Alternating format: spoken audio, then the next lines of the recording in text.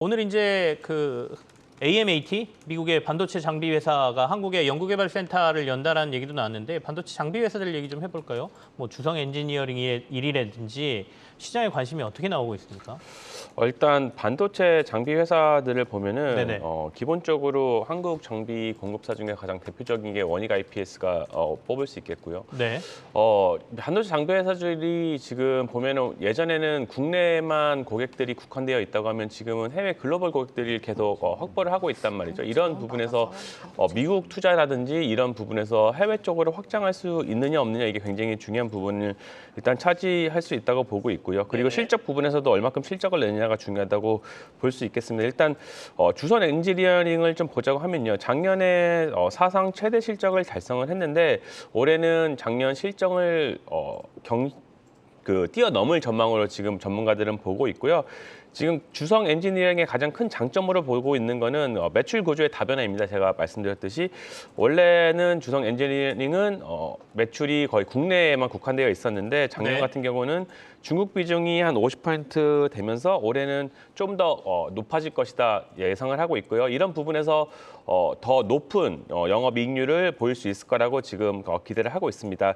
특히나 이제 SK 하이닉스에 지금 단독으로 납품을 하고 있는데 납품하고 있는 중에서 ALD 공법이라고 해가지고 이 공법이 어떻게 보면 굉장히 단독으로 좋은 기술력이 있는 걸 인정을 받았기 때문에 지금 SK 하이닉스에 납품을 하고 있기 때문에 이런 부분에서도 좀 부각이 되고요. 네네. 또 반도체뿐만 아니라 디스플레이 쪽에서도 적용이 기대되기 때문에 이런 부분에 대해서 뭐 올해 계속 내내 주성 엔지니어링은 좋은 모습을 보일 거라고 생각하고 있습니다. 또 하나 또 주성 엔지니어링이 좀 독특한 점을 들자고 하면은 얼마 전에 그 한국에너지기술연구원과 차세대 태양전지 기술 개발 관련해서 MOU를 체결했거든요. 그 반도체 디스플레이 공정 장비뿐만 아니라 이제 그 태양전자 제품 개발에도 추진을 네네. 한다고 이런 부분에서 플러스 알파로 작용을 할 수 있기 때문에 지금 태양광 부분이 굉장히 좀 핫한 섹터로 볼 수 있는데 이런 부분에서 주성 엔지니어링도 또 부각을 받을 수 있지 않을까 좀 보고 있습니다. 올해 이제 여름철이 워낙 덥다라는 얘기가 나오면서 여름 테마주도 시장에 관심을 좀 갖고는 있는데 이게 전력 생산하고도 좀 연결이 되는 것 같습니다. 자칫 잘못하면 에어컨 많이 틀면 이제 블랙아웃 우려 뭐 이런 것도 있고 한전은 또 요금 못 올려서 지금 죽겠다라고 얘기하고 있고요. 이런 것들이 복합적인데 혹시 김동철 차장님 이런 여름 테마와 관련돼서 좀 주목해야 될 부분이 있나요?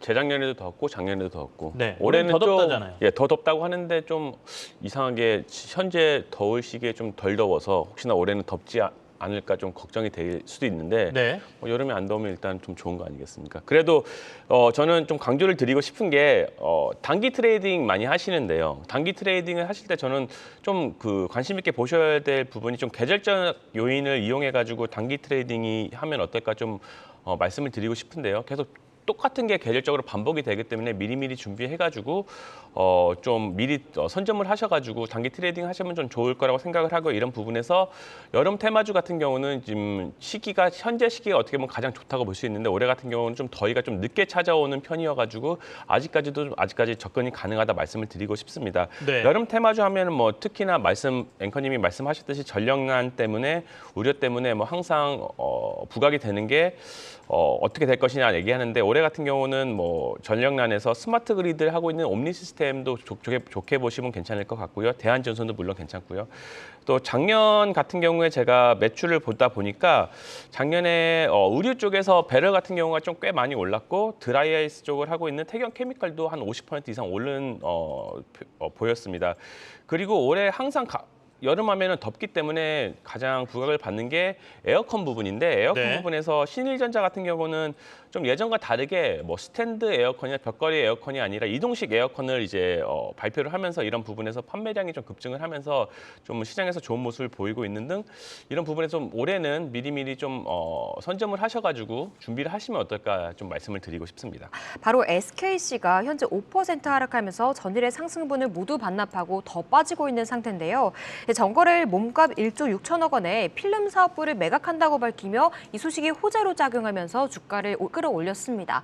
하지만 이에 대해서 기업 가치에 증명적이다라는 분석이 나왔음에도 불구하고 오늘은 다 하락하고 있는 모습인데요. 왜 이렇게 하루마다 다른 모습이 나타나고 있는지 어떻게 봐야 될까요? 일단 그 단기적 뉴스 때문에 급등했다 급락했던 거는 그냥 그 재료의 소멸 관점에서 보시면 될 것 같고요. 네. 실제로 SKC가 영위하고 있는 본업은 동박 쪽이라고 좀 보고 있기 때문에 이 필름 사업은 일단 좀 부분적인 분이기 때문에 이런 부분에서 좀 더 동박에 집중을 할 수 있다라고 시장은 판단해서 그런 오른 부분이 있었는데 그렇게 한다 하더라도 그런 부분이 크게 또 본업에 영향이 없을 거라고 또 다른 해석이 나오면서 다시 한번 제자리를 찾아갔다 이렇게 생각을 하고 있고요. 뭐 동박 같은 경우는 실제적으로 2차 전지 섹터 자체가 지금 성장성이 계속 기대되고 있기 때문에 동박에 대해서도 뭐 정말로 부정적으로 보시는 분은 많이 없을 거라고 생각을 하고 있습니다.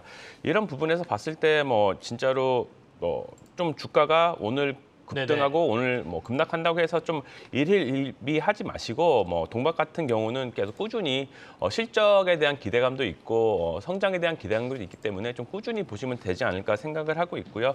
또 특히나 이제 2차 전지 소재들이 많이 있는데 이런 부분에서도 어떻게 보면 좀 양극재 부분이 좀 더 부각을 받고 다른 소재 부분은 좀 더 부각을 좀 덜 받는 부분이 있을 수도 있는데 어떻게 보면은 시장이 성장을 하게 되면은 모든 소재들이 같이 갈 수밖에 없다고 생각을 하고 있거든요. 이런 네네. 부분에서 봤을 때 좀 더 뒤처져 있는 소재가 뭐가 있나 일단 좀 찾아보시는 것도 좀 공부를 하시면 좋을 것 같고요. 이런 부분에서 뭐 모든 소재들에 대해서 좀 키높이 차원에서 좀 더 못 간 부분을 좀 더 접근을 하시는 방법도 괜찮지 않을까 뭐 말씀을 드리고 싶습니다. 동박 이슈가 나왔으니까요. 일지 머티리얼즈도 좀 같이 보죠. 왜냐하면 SKC가 이 필름 사업분 매각하면서 1조 원 이상 벌어들일 거라고 하니까 그 돈 모아서 혹시 일지 머티리얼즈 매각에 나서는 그 인수에 나서는 거 아니야? 뭐 이런 얘기도 있었거든요. 일지 머티리얼즈 주가도 딱히 못 가고 있거든요. 매각 이슈 나오고 난 다음에. 일단 뭐 그런 부분에서 말씀하신 것처럼 그런 기대감이 있을 수 있다고 보는데 저는 이런 그 항상 뉴스를 봤을 때 이 뉴스는 어떻게 보면 플러스 알파로 작용을 하시고 기대를 하시는 게 좀 좋다고 보고 있거든요. 일단 본업에 충실하게 좀 그 본업을 보시고 투자를 하는 게 좀 맞다고 생각을 하고요.